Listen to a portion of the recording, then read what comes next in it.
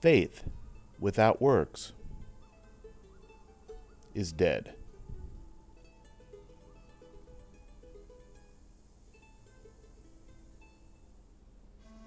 The 2009 medical mission to the Ngobe people in Cherokee, Panama. We gathered together in our bus, stuffed with gear, and headed out across Panama, crossing the west into the foothills of the mountains at David.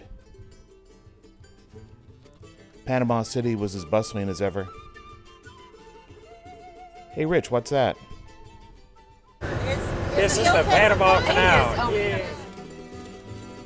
The big roads gave way to smaller roads. And finally to dirt roads. And after 8 hours, we made the turn into the clinic.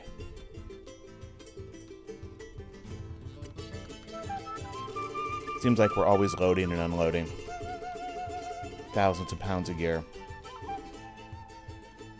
But with all the bustle, the clinic came together.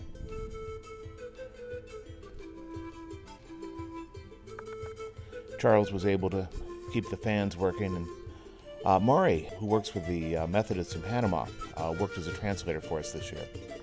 Carolina, a local volunteer, helped with translation and intake. Debbie collected vital signs on everybody and helped keep the patients moving.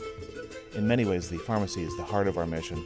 I was in charge of pulling the formulary together, and it was amazing what was not in the aid packages. Fortunately, the generosity of our team members, individual churches, came through, and we were able to meet the need.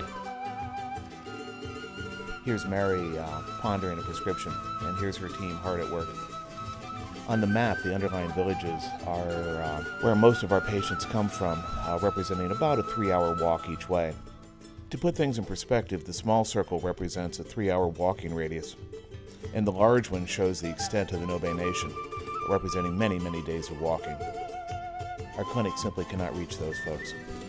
To help meet the need, Jane has continued the health promoter program along with several of our team members. People from the Ngobe Nation have volunteered to attend classes, as they have for the last year and a half, to achieve a level of certification in health promotion. Here we see one of the health promoters demonstrating how to clear an infant's airways. One story that's particularly potent, one of the health promoters was arguing with a village member who did not believe that things so small as germs, something that cannot be seen, can cause disease. When the health promoter showed her diploma, the villager conceded, well, it must be true. We treated the usual mix of colds and bronchitis, allergy, tendinitis, parasites. We took care of a 30-year-old who, over the course of 5 days, had gone totally blind. We were able to connect him with some resources in David to try to diagnose and hopefully treat his condition. This woman was concerned about her unborn child. We were able to detect the fetal heart tones and reassure her. The Ngobe come in sometimes as individuals, but usually as families, anywhere from 5 to 7 children.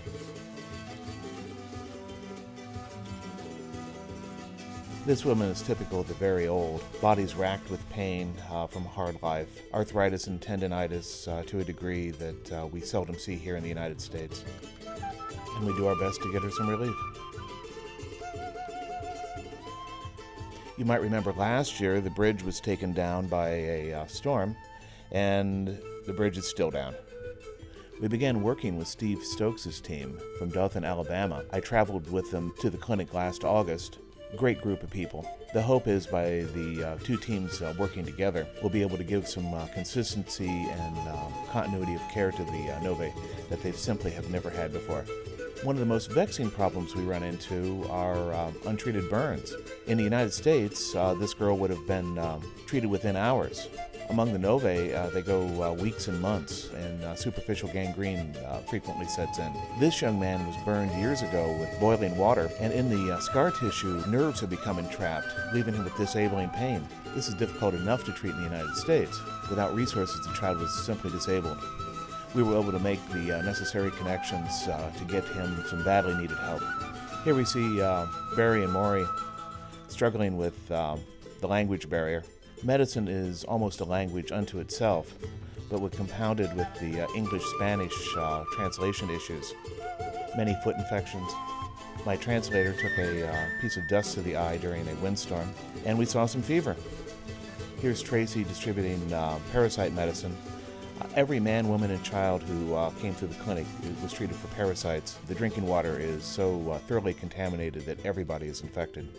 Mary does a wonderful job in the pharmacy, but sometimes my handwriting is too much for her. She comes back and we try to sort things out. The last 3 years, the Panamanian government has taken advantage of our staffing the clinic and has sent a vaccination nurse. And this is a wonderful opportunity to distribute vaccinations. Although this child did not seem very happy with his good fortune. By about midday, it was lunchtime, and with our bounty of rice and beans and rice, this year we added meatballs. In truth, the food was actually very good, save for myself that I was ready for a hamburger when we finally got back to the States. Children's program was new this year. Here we see Tara lining up the troops, Braun helping out. It was great for the kids, but it was also great for us. It's hard enough to operate the clinic under the conditions where we work, but when we have a lot of unsupervised kids running around, things just really become difficult. This was good for everybody.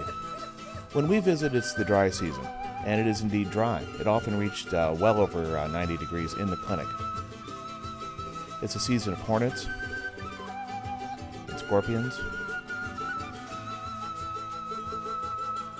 In August, when I traveled with Steve Stokes' team, it was a rainy season, and it rained. And it rained. And it rained. This is a season of snakes, and we saw a different mix of illnesses. The skinny dogs were present all the time. It's so tempting to give them some food, but the Ngobe become very offended. They were hungry themselves, and to see us throwing scraps of food to the dogs really is very concerning for them. So the dogs suffer along with everybody else. We had an incident with vampire bats again this year. 3 bats took up residence in the restroom. We were able to chase them out easily enough, but after that we referred to it as the bat room. The clinic ran well again this year. We have a wonderful team. The educational program is making a lasting mark. The week goes by incredibly quickly. Before we knew it was time to say goodbye to the Ngobe. The clinic closed and they began their long walks home.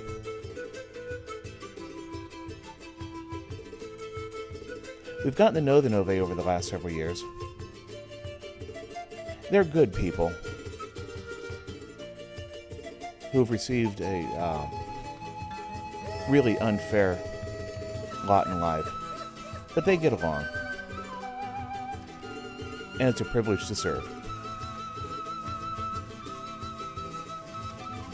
If you want more information about our ongoing efforts with the Ngobe, along with other medical mission work, Jane does an outstanding job with her blog at umvim4healthblogspot.com. And there's contact information there if you want to get in touch with us. Thank you very much.